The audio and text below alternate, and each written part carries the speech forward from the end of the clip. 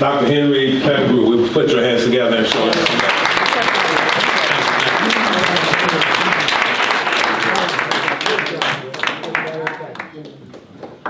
All right. Well, Nate got me all fired up. I didn't know which direction I was going to go with this until I heard Nate. I'm glad to be here today. We celebrating Juneteenth. That's right. Right? Yeah. So I have 3 points on what Juneteenth means to me as a federal holiday. But I want to first, get an anchor text, Pastor. We got to anchor our text so that we have something to refer to as we have in this conversation. What I chose to use is the General Order number 3 that Gordon Granger was given to take to Galveston, Texas as the last stop. To let them know that the Emancipation Proclamation took place and the Civil War was over. But see, at Galveston, they didn't know that. So before I get to that point, let me read this for you. General Order number 3, you can Google it and look it up. It says the people are informed. Now see, a general order, this is coming from the military. This is a military decree, this is a military order. This is serious business. We're not playing when we say a general order needs to go out and this general needs to take it and carry it throughout all of the Union. The people are informed that in accordance with the proclamation of the executive of the office of the United States, all slaves are free. I want you to repeat with me after I say that. All slaves are free. All slaves are free. That's going to be the title of our message, and that's going to be very important. And when we leave this place today, we need to remember that all slaves are free. All descendants of the slaves are free. It said this involves the absolute equality of personal rights and rights of property between former masters and slaves and the connection heretofore existing between them. That become that between employer and hired labor. So they went from being master to slave to being employer and labor. Something had to change. The freed are advised to remain in their present homes and work for wages. They are informed that they will not be allowed to collect at military posts and that they will not be supported in idleness either there or elsewhere. Idleness, my Lord. Well, I want to talk to you a little bit about this Juneteenth conversation. The first part there, I said all slaves are free, right? Right. Point number 1, all slaves. My first point, remember the legacy of the oppression. When it says all slaves, it means us. It means the descendants of the slaves. It means the 40 million of us that can trace our heritage back to folks that got taken from their home and put on these ships, and a majority of us died on the way in this middle passage to get here. When it says all slaves, we need to remember Juneteenth is about celebration, brother. It's about freedom, but it's also about having an acute understanding that we used to be slaves. Sometimes folks forget that. And they running around here playing in life like we didn't used to be oppressed. You think you got all this liberty and you can do all these things. But we have to also always remember that we were all slaves. Yes. They say we have to tell the story. So many of our young people, I'm in the school, so many of our young people don't know their heritage. I remember when I was a young person, thankful to my parents and our pastor, Eyes on the Prize. We used to watch that faithfully, Eyes on the Prize, every single episode. Right? Maybe I'm the only one that ever seen that. Yeah. But the point of that was to remember. See, we can't get lost. See, in school to teach you there was dinosaurs and then slaves with the dinosaurs and then all of a sudden we was today. But we have to remember there was a point in time in our history where we were captured from our homes, captured from our kingdoms, brought over here and forced to work somebody else's work and we got no money for it. We need to remember. So when he said all slaves, he's talking about all them folk, right? Slaves used to cost average about $1,000, right? About $1,000, right? Sometimes down to $1, they'll just throw you away and give you away. Listen, they still treating us that way today. The spirit of slavery is still here, and we have to remember all slaves. That's true. Right? Why did he say all slaves? Because we were in Galveston, Texas, And the war was already over. It been 2 years and 2 months. General Lee died, all this stuff. But what happened is the Confederate soldiers, they got smart. They said, well, let's run. So they ran west. See, as the Union started defeating them city by city and taking over and letting folks know all over this great country that all slaves are free, the Confederate folks took their slaves and they started pushing them west to Texas. You ever seen the movie Django? Oh, yeah. That's that same place. That's that same area where you start pushing them west. So that's why Gordon Granger had to go with this direct order, this general order. He had to go and tell everybody that these slaves that you've lied to, that you've deceived, that these folks are actually free.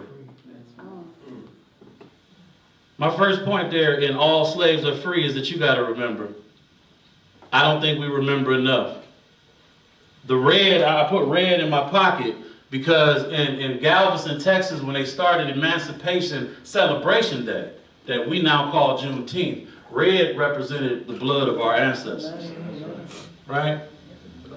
We have to remember how many of our folks with our DNA died so that we can even have a celebration like this. We have to remember that. We have to remember that. Because the master won't tell you. They're not going to tell you that you're free. They're going to try to keep you in bondage. My second point, I said all slaves are free. The first point was to remember. The second point was to reconnect. I told you a little bit in that general order. It said that there has to be a reconnection of relationships, right? All slaves is the first point. The second point is the word are. All slaves are free. Are is a present tense. He was coming to some folks that did not know they were free, though they were.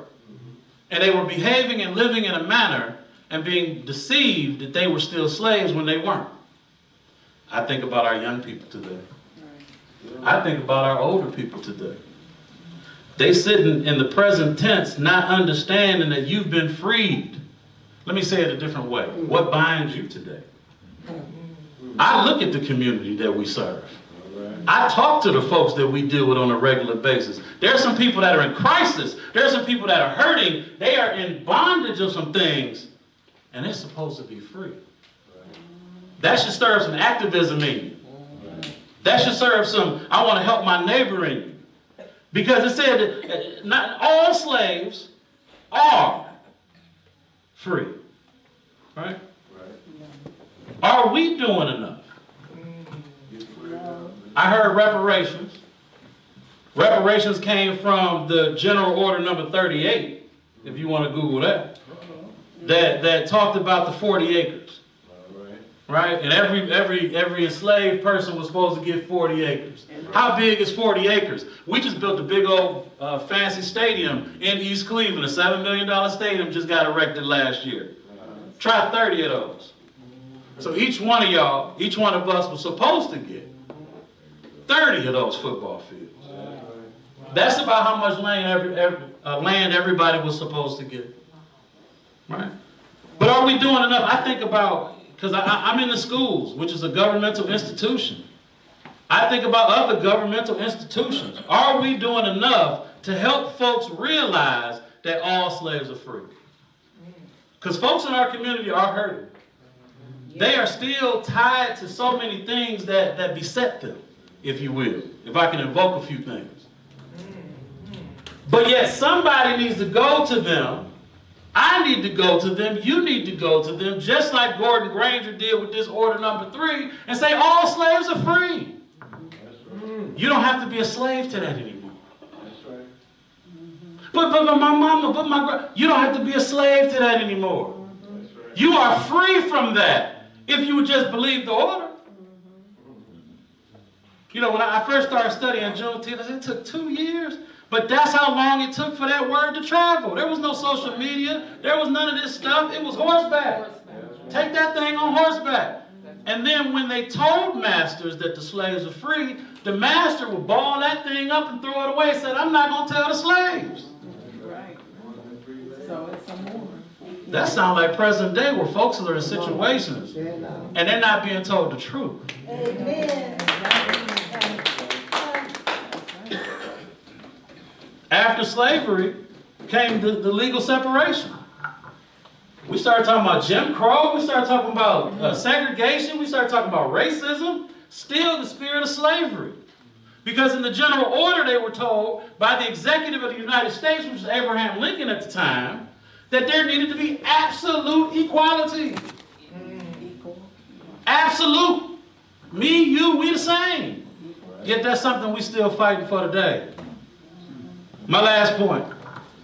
I said all slaves are free. All slaves, remember, are. We got to reconnect. We got to realize the situation that we're in. We got to realize the broken promise. You didn't get no 40 acres. So some stuff not true. Some things they said to us never took to pass. And what are we going to do about it? The last point. That's free. All slaves are free. My last point is that we're supposed to revitalize. We're supposed to rejoice. We're supposed to fight for the liberty of the folks that look like us. We shouldn't look down at each other. We shouldn't be talking about each other. We should be trying to figure out how can I lift my brother and sister up. That crab in the barrel mentality, the slave owner gave us that mentality. And it's too many things that are in our community. It has its origins in slavery. It has its origins in that cotton picking. It has its origin in that sharecropping. Yet we do it today. I work in the school system. I'm trying to revitalize the whole school system. But as I look around, all slaves are free. Well, if you're free, that means you need to have a grocery store in your community. If you're free, you should have banking opportunities in your community. So if I don't have the same things that them other communities have, that's not absolute equality. And we got some work to do. But are we going to fight about it internally? Are we going to point the fingers at each other? Or can we all just roll up our sleeves and fight for all of us? Not some of us. Because I'm going to say this now. Some of us. And we got segregations in our community. And there's divisions even in East Cleveland. That folks will look down to you if you say you're from a different part. We got to dead that. We got to get rid of that. Because the general order said that all slaves are free, not the ones that's up top or down low. All. You invited me, brother. But we got to realize all of us are free, and we have power together. You know what they did after Galveston, Texas in 1865? Once they got this order that all slaves are free, they started setting up businesses. They started setting up banks. And you may have heard of something called the Black Wall Street that went from Tulsa, all the way to Raleigh, North Carolina, where black folks and folks that look like us invested their money and got their money together. We got to do it too. And they died for it. A lot of folks died for it. Oh, there's conflict and equality. Martin talked about that. You can't be scared. But if we all supposed to be free, that's the promise that we need to demand of this nation. We can't let them treat us like we're something else. No, that's true. When I take East Cleveland everywhere I go. That's right. Me too. Hey, July 3rd, I'm a superintendent. July 13th, I'll be talking to 2,000 superintendents all about East Cleveland. Nationally. We got to get the word out because I need people to understand that we in this city have the ability to fix our city. Yes. What Juneteenth means to me, it's also about the economic self-sufficiency. That's what we're really about. Where folks were slaves, you didn't have any money. You had no understanding of financial literacy. You was just working for somebody else. And they was just throwing a bowl of something in front of you when you got back to your house. But now, we're free. Every person is supposed to be able to make decisions that's going to be in the best interest of their families. Communities need to gather together. We need to gather together. Stop playing community and be community.